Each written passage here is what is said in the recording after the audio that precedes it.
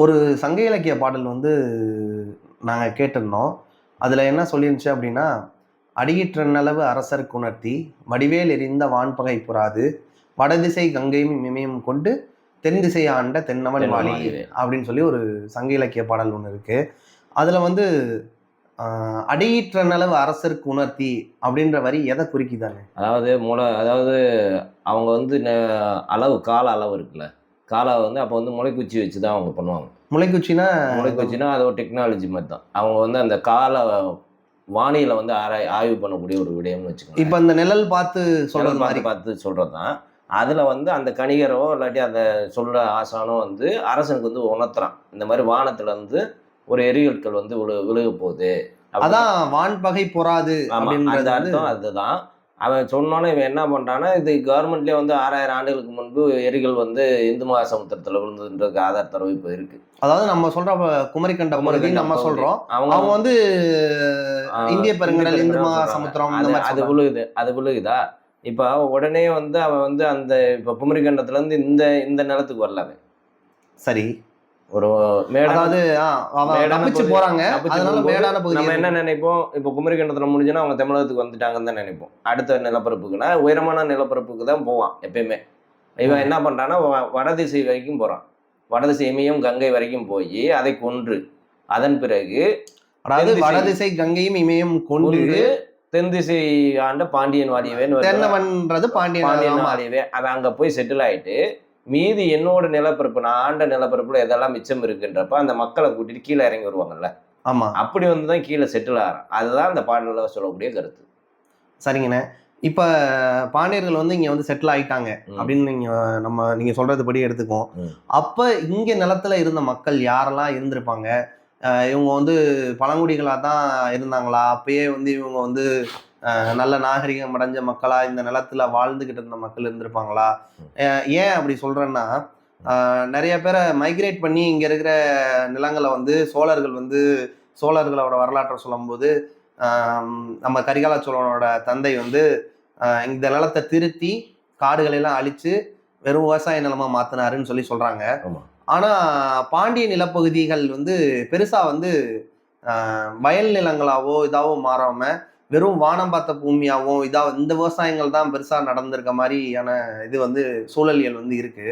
அப்போ இந்த மக்கள் வந்து பெருசா வந்து நாகரிகம் அடையாம இருந்தாங்களா? இந்த பாண்டியர்கள் வந்ததுக்கு அப்புறம் தான் இந்த மக்கள் நாகரிகம் அடைஞ்சாங்களா? இதை பத்தி நீங்க என்ன நினைக்கிறீங்க? அதாவது இவன் வந்து பாண்டியர்கள் வந்து ஒரு ட்ரைபலாக தான் இருக்கணும் ஃபர்ஸ்ட்.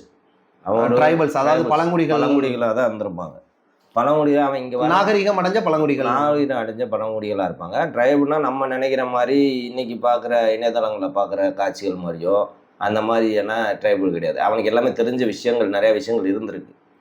டெக்னாலஜி எல்லாமே தெரிஞ்ச ஒரு குமரிக்கண்டத்துல அப்ப முன்னேறிய ஒரு சமூகமா வாழ்ந்துகிட்டு இருந்து அங்க நடந்த வான்கோள், அதாவது எரிகள் அழிவால இவங்க வந்து இந்த பக்கம் இங்க வராங்கல்ல. இங்க வந்த பிறகு இங்க வந்தோன்னா ஒரு நிலப்பரப்புக்குள்ள ஒருத்தர் உள்ள வரான்னு வச்சுக்கோங்க. வந்தோடனே வந்து ஆட்சி அதிகாரத்தை கைப்பற்றிருப்பானான்னா கைப்பற்றிருக்க மாட்டான். சரியா? இங்க இருக்கிற ட்ரைப்ஸை வந்து இங்க இருக்கிற பழங்குடியினர் இருப்பாங்கல்ல, அவங்களோட மிங்கிள் ஆகி அவங்கள தன்மையப்படுத்தி கொண்டுதான் ஒரு அரசன் ஆள முடியும். இப்போ நீங்கள் சொன்ன மாதிரி சோழ பேரரசு உருவாகும் போது கிட்டத்தட்ட 62 குடிகளை அடிச்சுதான் அவர் மேலே உட்கார்றாரு.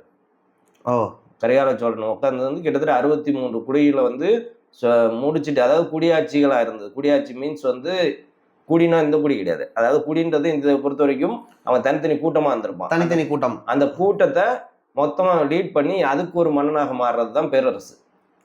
சரி, அப்படிதான் கரிகால சோழன் வந்து பண்ணார் ஒழிய, யாரா பாண்டிய பேரரசு அப்படி உருவாகும். சரி, பாண்டிய பேரரசு இங்க இருந்த குடிமக்களை சேர்த்துக்கிட்டு அவன் ஒரு டீமா.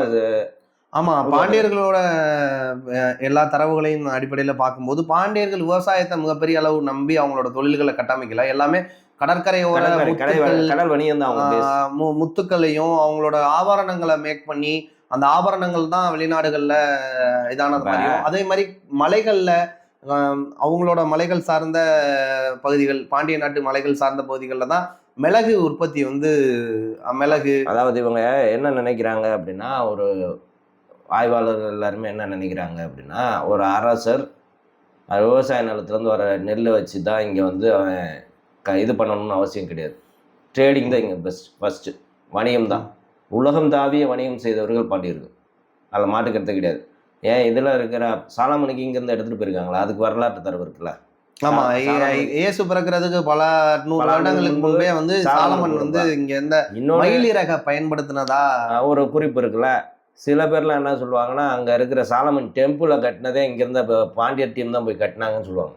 ஆமா, இங்க வந்து மயன் மாமுனிவர்னு சொல்லி ஒருத்தர் இருந்ததாகவும், அவரை வந்து இங்க இருக்க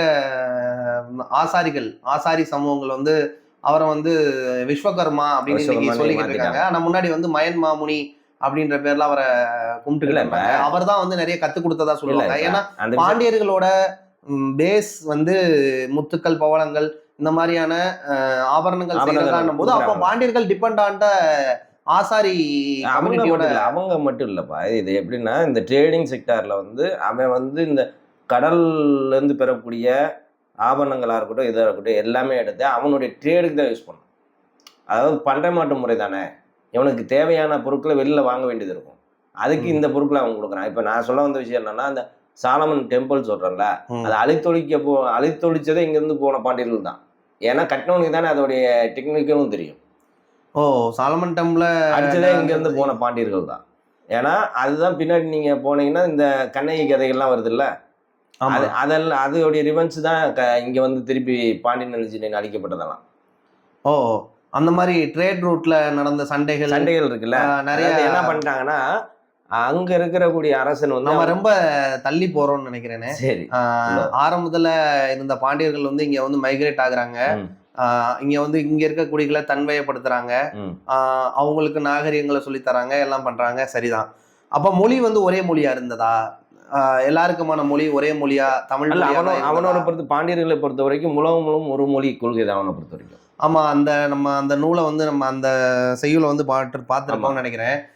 உலக முழுக ஒரு மொழி கொள்கை, உலகம் முழுக்க ஒரே ஒரு மொழி தான் இருக்கணும், எதிர்க்கிற அனைத்து அரசுகளையும் அவங்களுடைய கோட்பாடு அப்படின்னு சொல்லி அவங்க சொன்னதா சொல்லி ஒரு இது இருக்கு. இல்ல, அவங்களுடைய கோட்பாடே அதுதான் சொல்றேன்.